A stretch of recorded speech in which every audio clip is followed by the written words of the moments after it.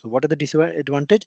So if we talk about the disadvantage, lower corrosion resistance compared to the aluminum, magnesium, alloy, and pure element. So as compared to the pure aluminum and aluminum magnesium, the corrosion resistance is less.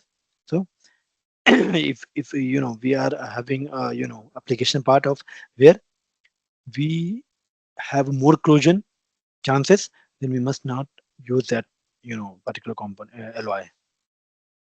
Limited ductility, making them less suitable for the extensive formings.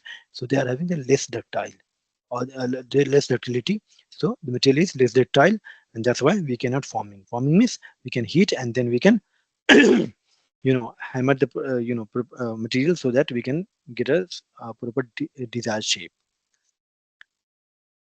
Higher cost than some other aluminum alloy due to the copper content.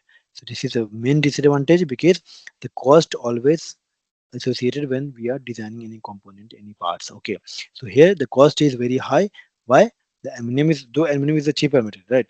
But due to the copper is a costly material. So we basically see at what cost that we are getting the what kind of a properties. So according to the properties, mechanical properties that we are desire in, and at what cost that we are getting that particular properties, it depends on basically our requirement. If our requirement is going to sustain or going to the be the feasible, that could be bear the amount or cost, then it would be it's okay. Otherwise we cannot tolerate or we cannot apply this particular alloy in our component.